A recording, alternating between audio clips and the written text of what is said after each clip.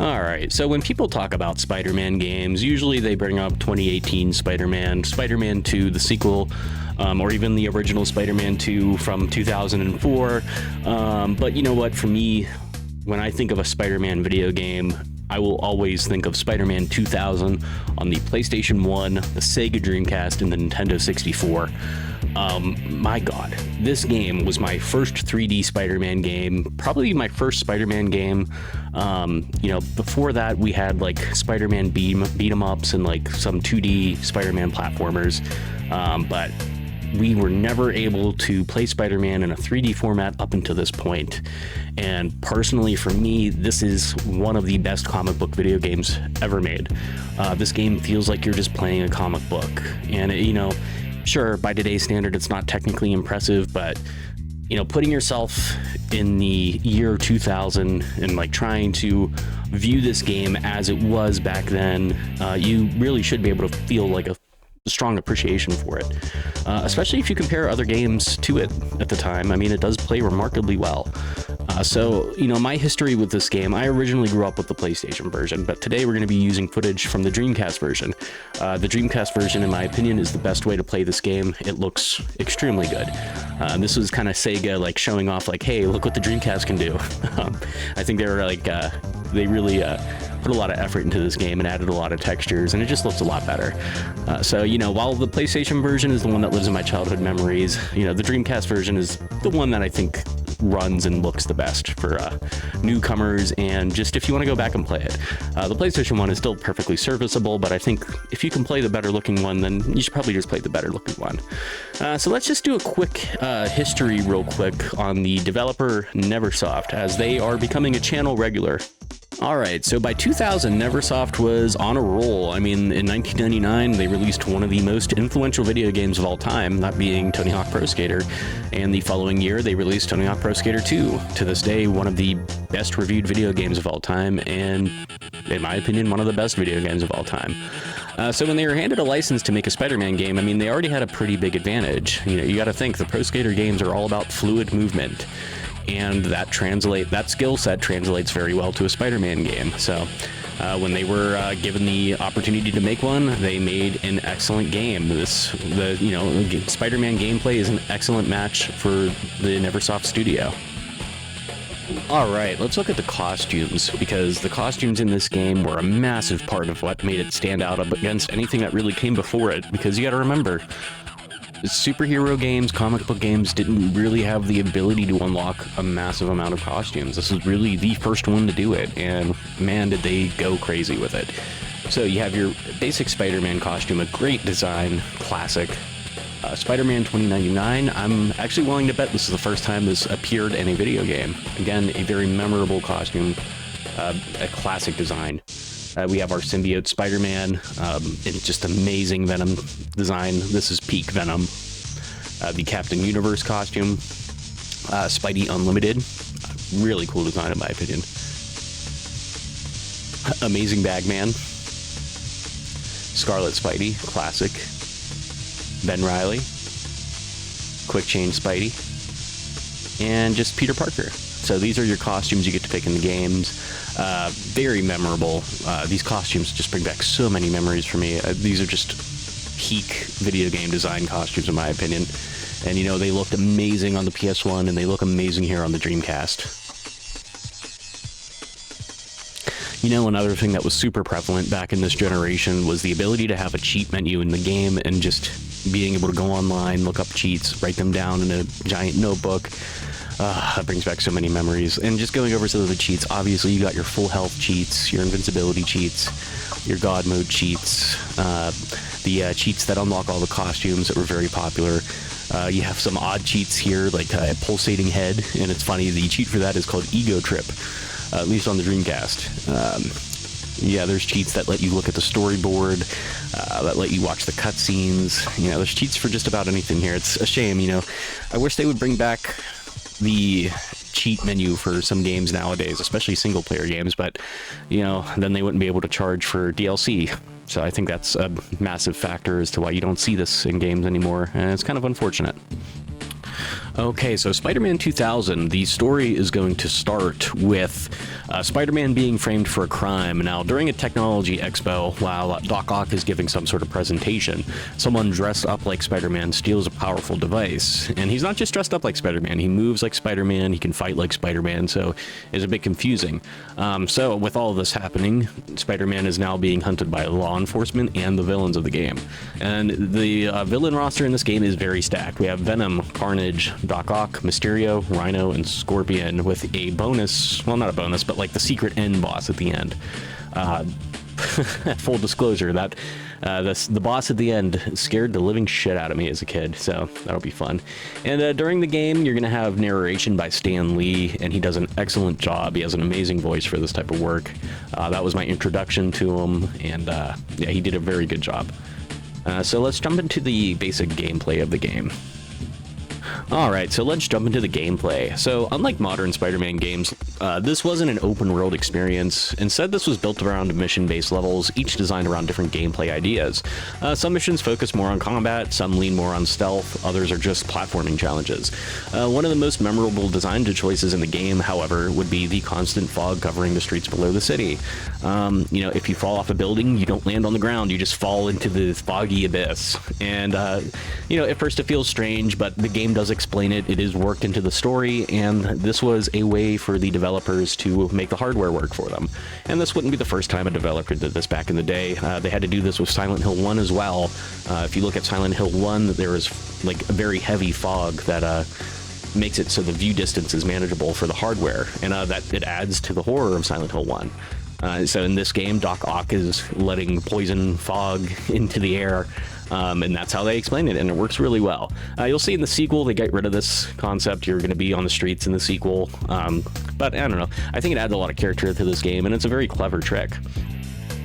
Now covering voice acting and just the overall presentation, you know, the Spider-Man himself is voiced by Rhino Romano, or maybe Reno Romano, who absolutely nails the sarcastic, fast-talking personality of the character.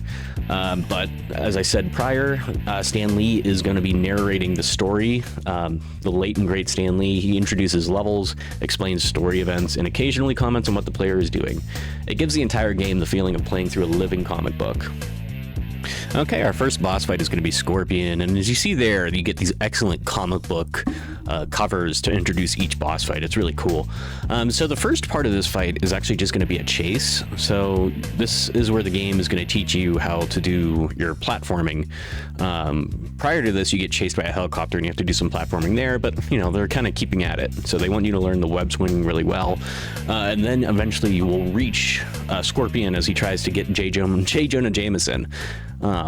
You know, it's kind of funny. When you actually get to this boss fight, this is a two-phase fight. Technically, you beat him up a little bit, and then he moves into a different room with Jameson, because he runs into a different room and tries to hide. So this fight, it puts an emphasis on using your different tool sets. So essentially you'll want to web them up a little bit and then get in with some kicks and punches. They really want you to use your tool set, because if you just go in just punching him only, you're not going to win. You have to punch him, you have to kick him. I think if you do like a combo of both, you do more damage to him. And yeah, once you kill him, obviously knowing Jameson, he does not care. He wants the police to arrest you anyway because he thinks you're the bad guy. And I noticed there was Tony Hawk Pro Skater in the TV there. That was a nice cameo. Yeah, so essentially you get chased away by law enforcement, New York PD, and then you run into the game's first major cameo, Daredevil. You know, at first he tries to stop you, but you explain to him it's not really you, and obviously he believes you because you're Spider-Man. You wouldn't do this kind of stuff. So, yeah, you explain to him what's going on, and, you know, you decide you're going to work together and he's going to help you. But, you know, he never actually helps you in-game, but he just kind of, you know, he's investigating on his own. Our next boss fight is Rhino. Great comic art there. So, how introduced, you and Black Cat are looking around for clues on what's going on, and he actually comes in and, you know, he charges at her. And so the gameplay of this boss fight is super simple, but it can actually be kind of tricky. You have to line him up so he runs into these electrical things. I forgot you can't punch him here, so I got shocked. But yeah, you want to run him into these, and you also see these explosive barrels in the corner. You want to make sure he runs into those as well. So if he runs into the barrels, you can punch him, because he is stunned for a bit. You can also run him into the wall. If you're close enough, you can get a few punches in there. But yeah, this fight is teaching you that you can't, some bosses you can't just run up and punch without, without any risk. You're going to want to use your movement. So once you kill Rhino, he's taken away by very ominous ambulance drivers and Doc Ock's absurd trapmatic device he has there. But yeah, this is the first part of the game where, if you know the comics at all, it's very obvious who the mysterious villain is, alongside Ock, who's driving the ambulance. And obviously Ock's goons are taking Black Cat away, and that's the last we're going to see of her for a while. But yeah, you can see Carnage is in the passenger, so that's your first introduction to Carnage in the game. I don't know why they tried hiding it, I guess. I'm not sure, but yeah, that's Rhino. Now we have Venom. So Venom is done perfectly in this game, in my opinion. Venom is neither a straight villain or a straight up hero. He is the anti-hero he was always intended to be. He's funny at times. He's downright horrifying at times, especially during the fight where you're actually hitting him, because he's turning himself invisible. He's hunting you. He's making really guttural noises, venom noises. But yeah, we're about halfway through the game at this point, so this fight is basically taking everything you've learned up until this point and trying to merge it into one singular battle. So the fight initially starts off with a chase sequence, actually. So what you're doing is you are following Venom to his hideout. This is very similar to the helicopter swinging sequence and the Scorpion intro, where you gotta save Jonah from Scorpion. So here we finally get to Venom's hideout. He leaves this awesome Venom print through the billboard. And now we're going to take it down to the alleyway. And again, this is where it gets a little creepy because he's turning invisible. He's hunting you. I found a good strategy for this fight was to always try to stay in a corner if you can. They say the biggest boss in this game is the camera angle. And I think this fight is where you start to see that. So he's not too bad. He's going to do a ranged attack at you that pulls him near you, and it does do a lot of damage. But like I said, the smart thing to do is to be in a corner. You can web him a little bit. That will stun him for a little bit. But like I said, the best thing to do is to be in a corner, and you want to make sure he doesn't grab you, because this does a lot of damage. I guess that time it didn't. I guess certain attacks he does do a lot of damage. There's one where it does over half damage. It can be a little tricky. But yeah, if you stay in a corner, stay with your back against the wall, you want to be aggressive with him. You want to hit him as soon as he stops being invisible, because if you can get some punches and kicks on him, it'll kind of stun him, and he won't be able to attack you. And then you'll want to keep doing this until he is dead. And then once he dies, you are going to chase him through the sewers. And then during the sewers, we actually see a lot of, we see little lizard enemies. And then you do eventually see a lizard cameo in this game, which is kind of funny because Lizard actually doesn't make a boss appearance until the sequel, Spider-Man Enter Electro. But you'll see here, you're going to go down the sewers with him. You get a really nice cutscene. Again, I'm playing this on the Sega Dreamcast, so I get a little bit more detail, a little bit better lighting. Alright, so when you're done chasing Venom in the sewers, you find that he is actually holding Mary Jane hostage, and you have to fight him in this little control room area. He's moving to different light switches, so you gotta kind of track him down. It's best to find a viewpoint where you can kind of see the whole room. But yeah, it's a pretty simple fight. It's the same mechanics as prior, nothing much different. They just added switches you have to hit instead. But yeah, once you complete this boss fight, you kind of realize you guys are actually on the same team, and you guys decide that you want to team up. Venom is no fan of Carnage. He does not like that symbiote. So from here on out, you guys are buddies. Venom drops the whole villain aspect of himself, and he becomes an unlikely ally up into the end of the game at this point. So yeah, you rescue Mary Jane, who I think at this point isn't really introduced much down here, but it's still fine. And here you see they're talking to each other, trying to figure out what's going on. Really great cutscenes in this game. Whatever. Now, The imposter was a shapeshifter. That means it was either Mysterio or the Chameleon. Hey, Chameleon was our idea. We thought of that. Tell me this, Einstein. Who could have wanted to steal Octavius' technology? Ooh, we know. Who? The Submariner. Submariner? Get serious, will you? The mighty Thor. Are you out of your mind? Don't answer that. Galactus. Forget it, Eddie. I need Jameson's help on this. We're going to the Bugle. Jameson. We hate Jameson. Bonehead. We're not going to see Jameson. We're going to use his computer database. Ooh, are we gonna surf the web? Let's just go, okay? That's the guy who framed me! And the one who stole the technology! Like me. Except, you're more angry back alley than friendly neighborhood. Oh, for decades I've wanted to shut that mouth of yours. Finally, that time is upon me. I will crush you once and for all!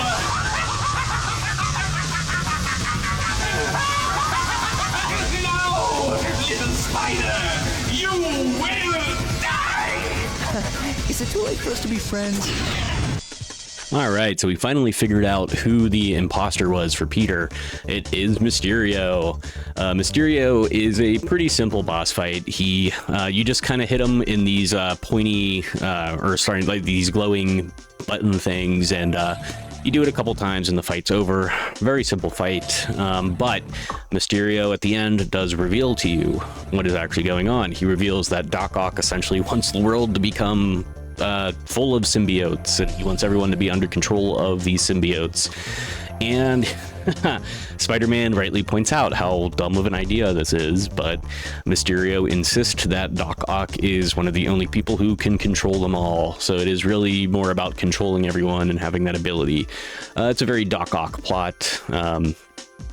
And obviously Doc Ock is working alongside Carnage. So you'll see here Mysterio kind of fibs and gives you all the information you need.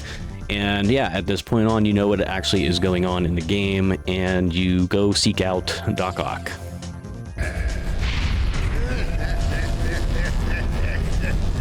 Listen, whoever you are, no one can control the symbiotes. No one! I need not control the symbiote, Spider-Man. Doc Ock? We will work as one. It is a new world. Humanity needs the skills that my technology will give them. Symbiosis is the only way. Should have known a reformed Doc Ock was too good to be true. A perfect world order. Those who cannot share my vision will be crushed by it. Speaking of crushed, it's showtime, freaks. Ooh, I smell bad symbiote, and it ain't me. Bring it on, Grandpa!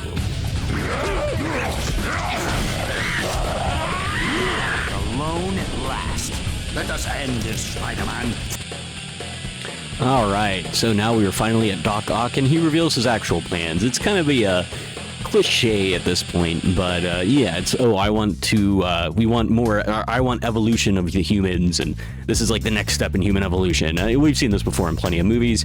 This is an extremely simple boss fight. These little pillars kind of fall down, and you have to hit the buttons on them, and you do this I think 4 times, and then you get a chance to run in and punch on him a little bit. Like I said, a pretty easy fight. One down, one to go. Wonder how Venom's doing. Eddie, are you all right? Talk to me. Wake up, Brock. What'd you say? All right, now we have the Carnage boss fight. A very easy fight. You just have to draw him into the center here, and then you wail on him until you kill him. Not much else here. Very spooky, though. Scared me as a kid, for sure. But then we lead on to our real last boss fight. Miss Cassidy. Like I told Mysterio, no one can control the symbiotes. No one I've met, anyway. Take a breather, Spidey. It's over. Well, just another day in the life. Whoa! What's up? Is that Hawk?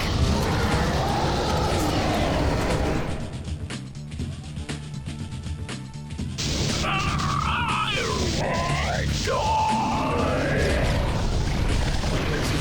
go. I gotta get out of here. All right, I got to tell you, Monster Rock. This is what the official name of this fight is, and this scared the living shit out of me as a kid. This fight, man, this made me learn how to do web slinging way better.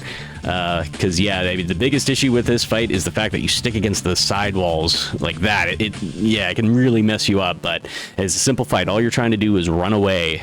As a child, that was not hard. It was very easy to do. But man, you don't see comic book, you don't see villains like this in video games much anymore. Just such a creative idea. Let's take Carnage, let's take the symbiote and put him on Doc Ock and make like a Doc Ock Carnage monster. Why not? Excellent idea. One of the best endings, one of the best final bosses in a comic book game, in my opinion, to this day.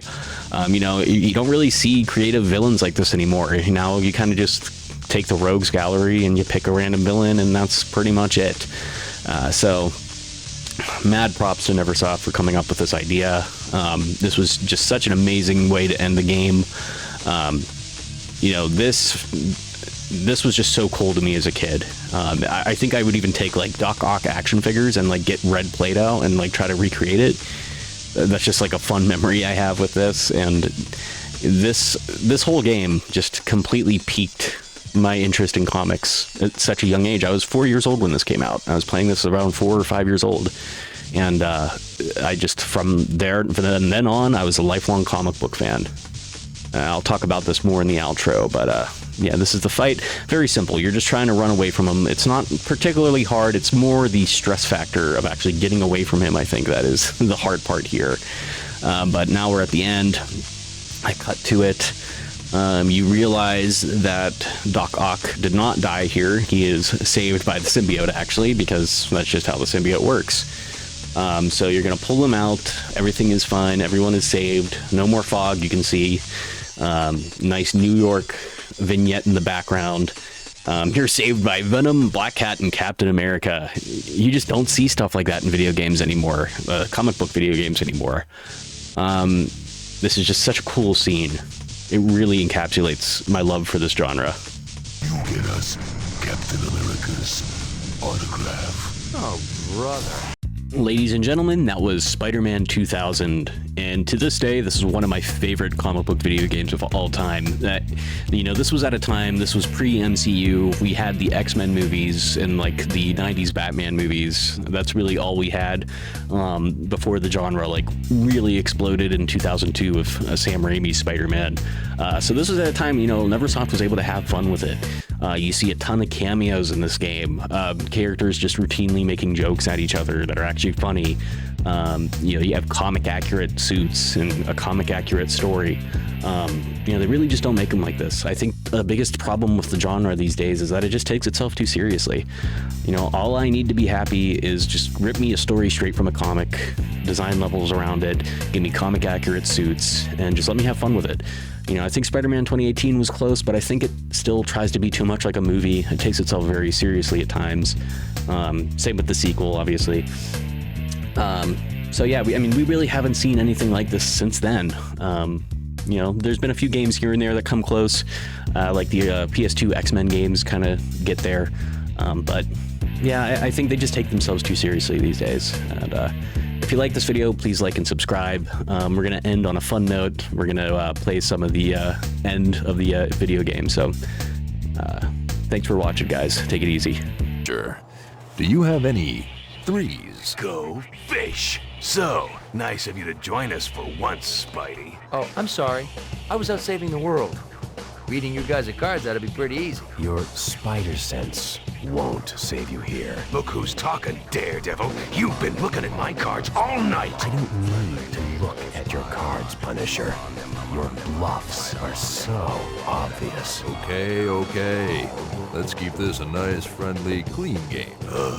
Who keeps inviting this guy? Hey, will you guys keep it down? Hey, loosen up, kids! I'm on fire! Wait, hold on. Time out. All of you guys were working together, and you still couldn't take down Spider-Man. It's not my fault.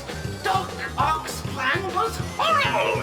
Everyone knows you can't control Hey, wait! So, I'm a rhino, you're a scorpion, and he's an octopus. What's a Mysterio?